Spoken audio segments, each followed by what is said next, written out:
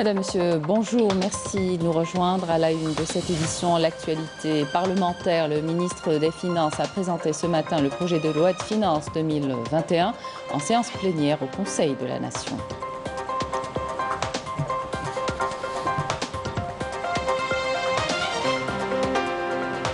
La situation épidémiologique chez nous en chiffres, 1088 nouveaux cas confirmés de coronavirus. Et avec cette recrudescence, le gouvernement s'attelle à assurer la disponibilité des lits dans les structures hospitalières. Situation exceptionnelle, mesure exceptionnelle, aucune rupture d'électricité, de gaz ou de gaz n'est au programme pour les abonnés de Sonelgaz qui sont en défaut de paiement. Alors, dans l'actualité, on commence cette édition. Alors, dans l'actualité parlementaire, le ministre des Finances a présenté ce matin le projet de loi de finances 2021, séance plénière au Conseil de la Nation. S'en suivra le débat ouvert animé par les sénateurs.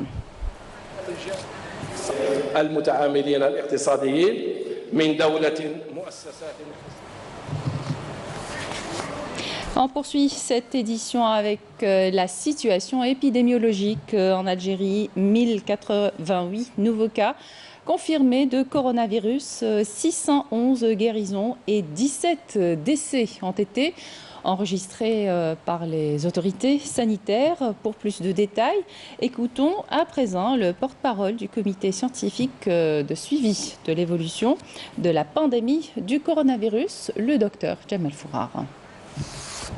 Les principaux indicateurs enregistrés au cours des 24 dernières heures sont les suivants. 1088 nouveaux cas, 581 nouvelles hospitalisations, 611 patients guéris, 46 patients en soins intensifs et 17 décès. Avec la notification et la déclaration de 1088 nouveaux cas, l'incidence au cours des 24 dernières heures est de 2,5 cas pour 100 000 habitants, sachant que 16 wilayas n'ont pas notifié de cas durant les 24 dernières heures. 8 wilayas ont déclaré entre 1 et 9 cas et 24 wilayas ont déclaré 10 cas et plus. Pour ce qui est des nouveaux décès enregistrés au cours des 24 dernières heures, nous avons malheureusement enregistré 17 nouveaux décès, rahimahumullah. Pour ce qui est des nouvelles hospitalisations durant les 24 dernières heures, leur nombre est de 581 nouveaux patients. Les patients guéris à ce jour, leur nombre est de 48 794 patients guéris, dont 611 au cours des 24 dernières heures. Pour ce qui est des soins intensifs, nous avons actuellement au niveau de nos hôpitaux au niveau national 46 patients intubés au niveau donc, des soins intensifs. Dans une approche rassurante, le ministre de la Santé, Abdelrahman Benbouzid, s'est adressé hier au personnel soignant à l'hôpital de Bni Msous et celui d'Al-Qattar. Benbouzid a appelé à plus de coordination dans l'orientation des malades pour pouvoir vaincre la maladie. Walid Yousfi. Tous les lits de ce service de réanimation à Bni Msous sont occupés par les formes graves de Covid-19, avec des soignants sur le pied de guerre pour les prendre en charge. Des soignants que le ministre de la Santé est venu rassurer quant à la disponibilité de lits dans d'autres structures de santé. Pour une prise en charge optimale des patients, cet hôpital a bénéficié d'un tout nouveau matériel moderne au service de cardiologie. Il faut qu'on soit tous solidaires face à ce virus qui est, comme vous le savez tous, très dangereux. Nous avons eu une réunion avec les professeurs et les chefs de service afin d'ajouter plus de places dans le service réanimation, car c'est le problème le plus récurrent ces derniers temps. Nous avons convenu donc à ce qu'il y ait plus de lits. Lors de mes visites dans certains hôpitaux, la plupart ont assez de places, mais ils ont un problème de coordination et des fois, les patients sont très mal orientés. Il faut bien s'organiser pour vaincre cette pandémie.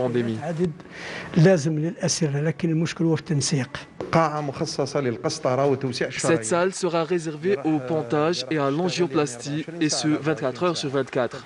C'est un plus pour cet hôpital, pour l'ensemble du secteur et pour tous les Algériens. À l'hôpital d'Al-Qattar, le professeur Benbouzid s'est longuement arrêté sur les préoccupations de ses confrères. Dans notre service, je peux vous dire que nous n'avons pas arrêté de travailler malgré les différents problèmes auxquels nous avons dû faire face. La majorité du corps médical est tombée malade, que ce soit les médecins, les infirmiers ou encore les aides-soignants, et ce, pratiquement en même temps. pendant ces 2 dernières semaines.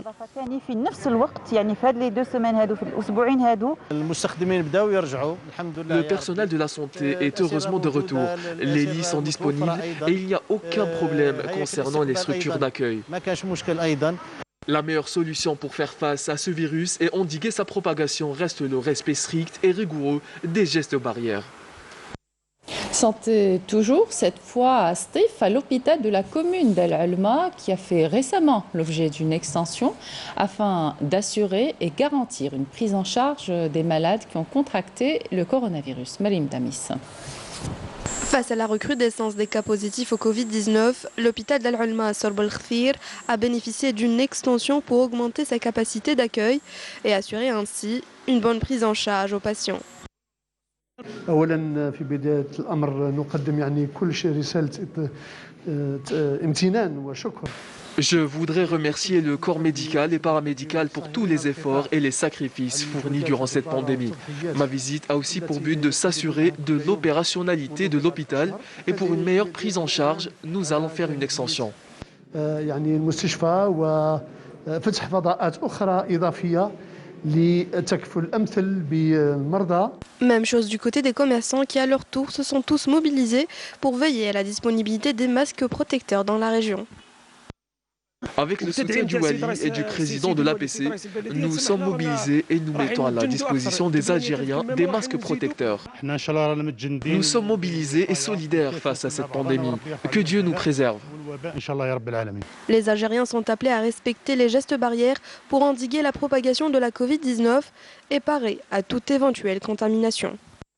Et puis cette bonne nouvelle pour les abonnés de Sonelgaz qui avaient du mal à régler leurs factures. À présent, ils pourront payer par tranche et sans pénalité. Sonelgaz a mis en place des échéanciers qui lui permet également de recouvrir ses créances auprès de ses clients particuliers. Yannis Saïd Belkacem.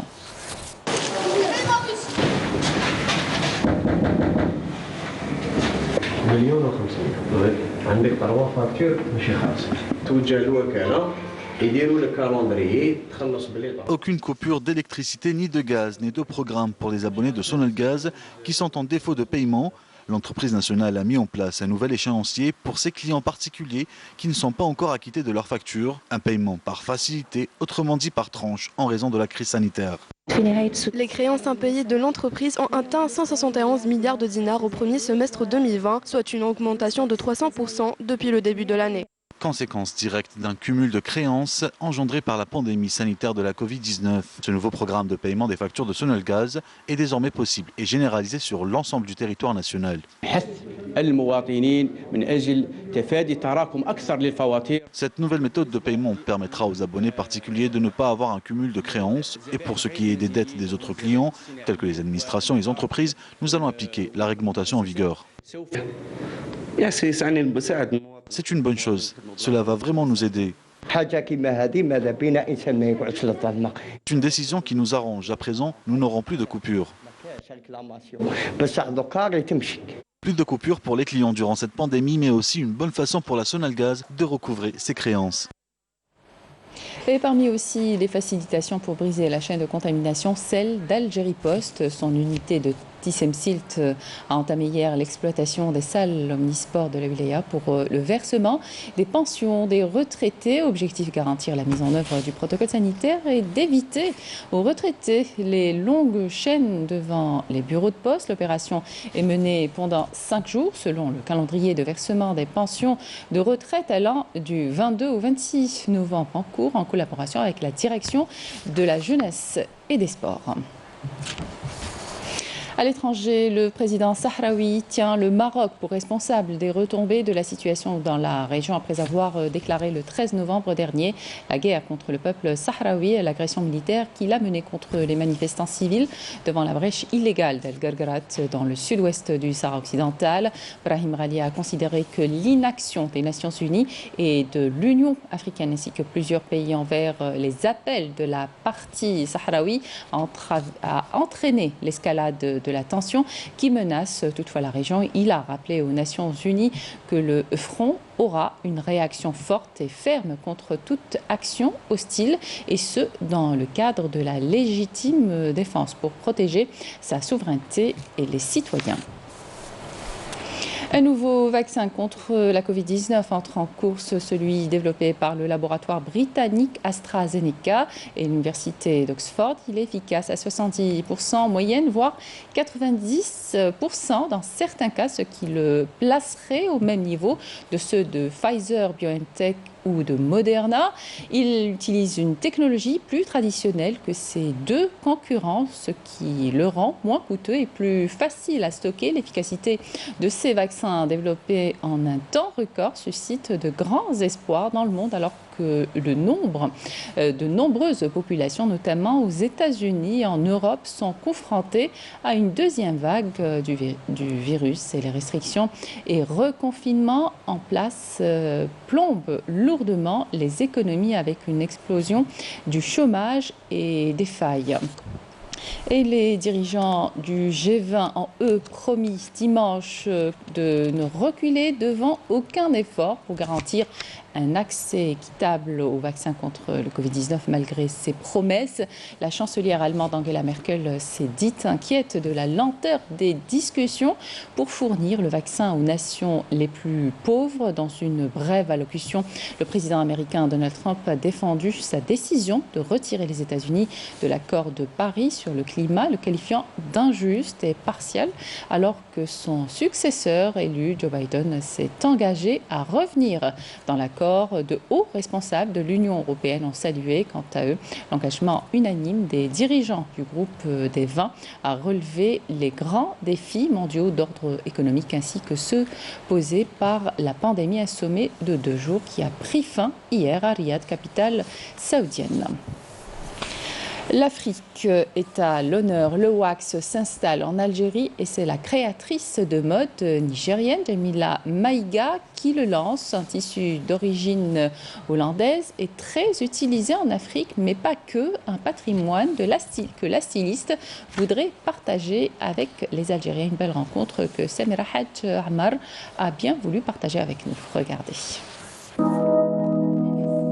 Coup de cœur pour Jamila Maïga, une créatrice de mode, mais pas n'importe laquelle, avec du wax, tissu africain à l'origine indonésien, exporté par des Hollandais au 19e siècle.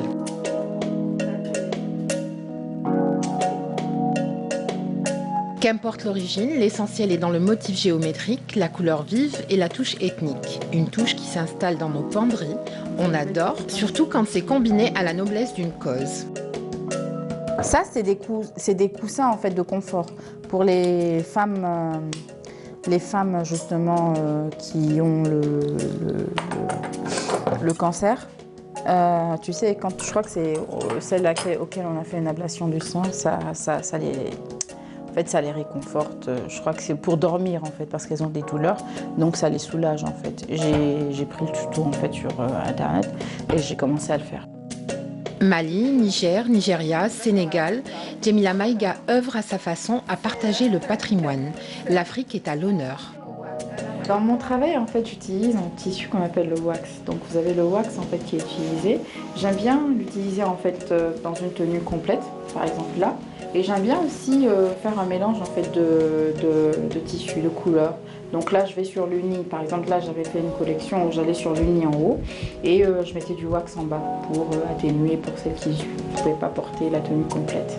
Après, vous avez le wax. Vous avez aussi différents types de wax. Vous avez du wax, voilà. Vous avez du tissu malien. Vous avez du tissu malien qu'on appelle le comatex. Donc ça, c'est un coton malien, des motifs en fait maliens, inspirés en fait de ce qu'on appelle le bogolan. Le bogolan, c'est le tissage malien, 100% malien. Donc là, vraiment, c'est un coton fait de manière artisanale, voilà. De l'énergie de la création, de l'emblématique Afrique et de l'Afrique subsaharienne, Jamila Maïga nous fait voyager grâce à ses créations dans nos racines profondes. Il y a des modèles, ce sont des clientes qui nous les ont inspirés. Jamila, je préfère plus... si tu allais dans ce sens-là, ce serait mieux que si tu allais dans un autre sens. Et c'est comme ça qu'au fur et à mesure, j'ai évolué.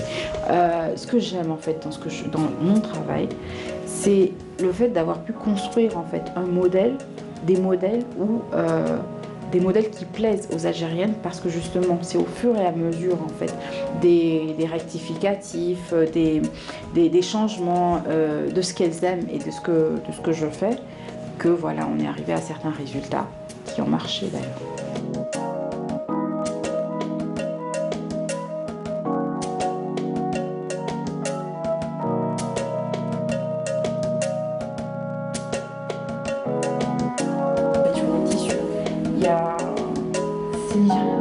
Ça c'est malien. Ça c'est malien. Donc ça c'est un tissu malien. Donc, du coup, voilà. Une autre découverte à vous proposer, cette fois au sud-ouest d'Ataref, dans la région de Chefia, qui renferme un important patrimoine archéologique. Rahim Abdelaziz nous fait découvrir pour la première fois le site de l'Arba', où existent des dolmens, des monuments funéraires qui datent de la période proto-historique. Regardez. On survole le lac Tanga en direction des massifs forestiers de l'ouest de Taraf. La région de Chefia, et plus particulièrement le lieu-dit l'Arba', recèle le plus ancien patrimoine archéologique dont dispose la wilaya de Taraf. C'est en compagnie des spécialistes en archéologie de la direction de la culture de Taraf qu'on découvre les différents sites et stations rupestres de cette région dont l'âge remonte aux périodes néolithiques et à l'Antiquité. La région de Chefia abrite un important patrimoine archéologique. La zone de l'Arba' renferme des dolmens. La région de Chefia et la zone de l'Arba' furent un établissement humain durant les périodes préhistoriques et protohistoriques. Là-bas, l'élevage bovin est pratiqué par de nombreux paysans.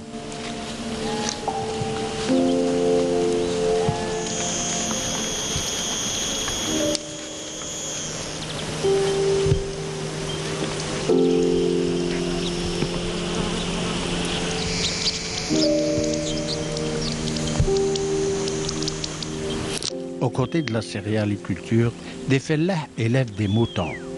L'ovin représente un cheptel important dans l'activité agro-pastorale au niveau de cette zone aux terres le plus souvent argileuses.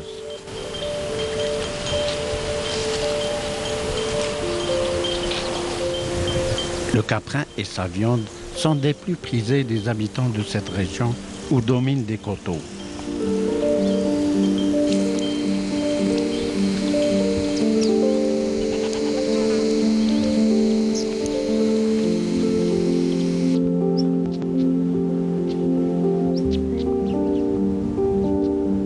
Aux côtés de l'élevage et la céréaliculture, les agriculteurs pratiquent aussi l'arboriculture, notamment l'olivier.